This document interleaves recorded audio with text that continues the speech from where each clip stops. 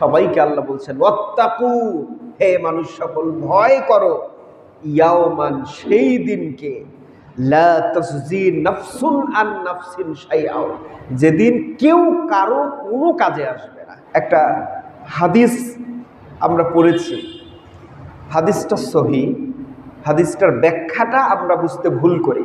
একটা পরিবারে যদি একটা হাফেজ থাকে তাহলে সে 40 জন লোককে জান্নাতে নিয়ে যেতে পারে। হাদিসটা আপনারা শোনেন নাই?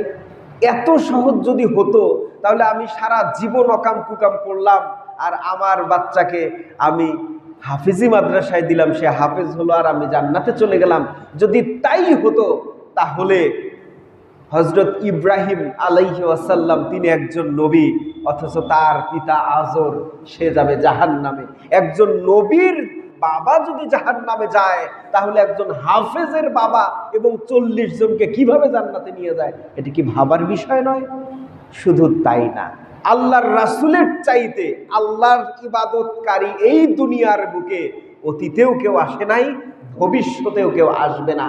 অথচ সেই বিশ্ব নবীর নিজের চাচা আবু তালিব, যেই চাচা আল্লাহর রাসূলকে এত ভালোবাসলেন, এত সেবা করলেন, এত আগলিয়ে রাখলেন, অথচ সেই চাচা সম্পর্কে আল্লাহ নিজে ঘোষণা দিয়েছেন, হে নবী, আপনি আপনার চাচার জন্য যতই দোয়া করেন, আপনার চাচা যেহেতু ঈমান আনয়ন করে নাই, অতএব জান্নাত যাবার তার কোনো সুযোগ নাই। সুতরাং এই আয়াত থেকে একটি জিনিস পরিষ্কার, আপনি নিজে যদি আমল না করেন, আপনি যদি আল্লাহর কাজ সঠিকভাবে না করেন, তাহলে আপনার ছেলে, আপনার গোষ্ঠীর মধ্যে হাফেজ, মাওলানা, ইমাম সাহেব যাই থাকুক না কেন, তাদের বদৌলতে জান্নাত যাবার কোনো সুযোগ নাই। এজন্য আল্লাহ সূরাতুল বাকারার 48 নম্বর আয়াতে বলেছেন ওয়াত্তাকু, তোমরা সেই দিনকে ভয় করো যেই দিন কেউ কারো কোনো কাজে আসবে না। আমরা এই চিন্তা থেকে একটু সরে দাঁড়াবো না, আমি যা করি আমার ছেলে তো হাফেজ, সে আমাকে জান্নাতে নিয়ে যাবে, অসম্ভব, এটার কোনো সুযোগ নাই। তাহলে এখন একটা কনফিউশন দূর করে দিই, তাহলে এই হাদিসটা যদি সহিহ হয় তাহলে এটার ব্যাখ্যা কি?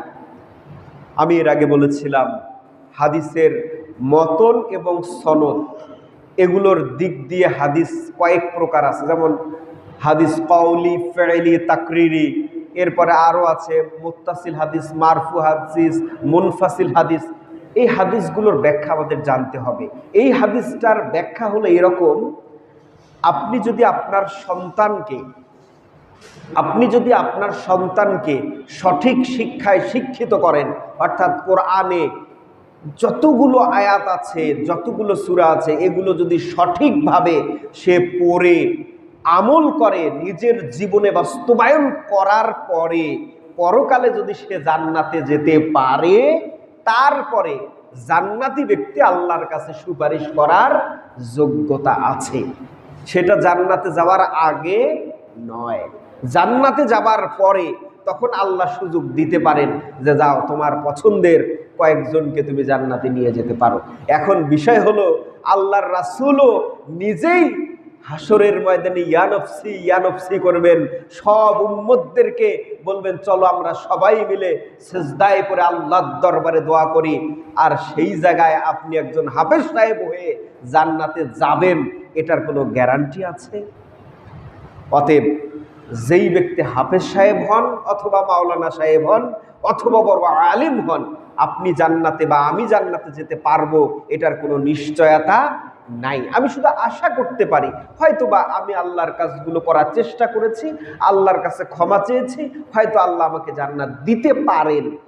যদি দেন, জান্নাতে যাবার পরে তখন আমার সুপারিশ কাউন্ট হতে পারে, তার আগে নয়। আল্লাহ বলেছেন ওয়াত্তাকু ইয়াওমান লা তাজজি নাফসুন আন নাফসিন শাইআ ওয়া লা ইউকবালু মিনহা শাফাআতু ওয়া লা ইউখাযু মিনহা আদলু ওয়া লা হুম ইউনসারুন।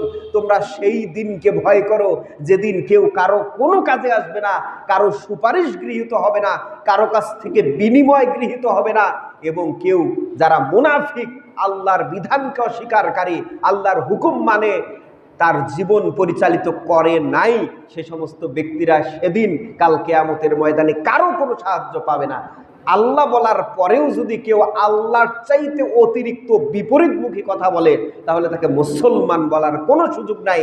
সুতরাং অবশ্যই সে কাফের হয়ে গেছে, আর কাফেরের অনুসারী কোনোদিন জান্নাতি হইতে পারে না। কারণ আল্লাহ বলেছেন তোমাদের সাথে সম্পর্ক থাকবে মুসলিমের, ইমানদারদের। কাফেরের সাথে, অমুসলিমদের সাথে মুসলমানদের কোনো সম্পর্ক থাকতে পারে না। সম্পর্ক বলতে আত্মার সম্পর্ক থাকবে না, এমনি বাহ্যিক দৃষ্টিতে তাদের সাথে আমাদের সুসম্পর্ক থাকতে পারে। এতটুকু কনসেপ্ট রাখেন, আপনি যেই পীরেরই মুরিদ হন, যেই দলেই করেন না কেন, কোনো দল আপনাকে জান্নাতে নিয়ে যাবার কোনো সুযোগ নাই। অনেকে আছে, বাংলাদেশে অনেক ইসলামী দল আছে, আপনি যদি মনে করেন যে এই দলটা করার কারণে আমি জান্নাতে যাব, অসম্ভব। দল করবার কারণে স্পেসিফিক আপনি দলের ফর্ম ফিল আপ করলেন মানে জান্নাতে চলে গেলেন, বিষয়টা এমন নয়। আপনাকে আমল করতে হবে, আমল করে জীবনে বাস্তবায়ন করে তারপরে জান্নাতের অধিবাসী হিসেবে নিজেকে দাবি করতে হবে। আপনি দলের ফর্ম ফিল আপ করলেন কিন্তু কার্যক্রম অর্থাৎ আল্লাহর দেখানো, রাসূলের দেখানো, আল্লাহর নির্দেশিত পথে আপনি চললেন না, আর নিজেকে ইসলামী দলের একজন ইসলামী আন্দোলনের কর্মী ধারণা করে আপনি জান্নাতে চলে গেছেন ভেবে বসে থাকলেন, তাহলে বোঝা গেল আপনার মতো আহাম্মক বেকুবার এই দুনিয়াতে কেউ নেই।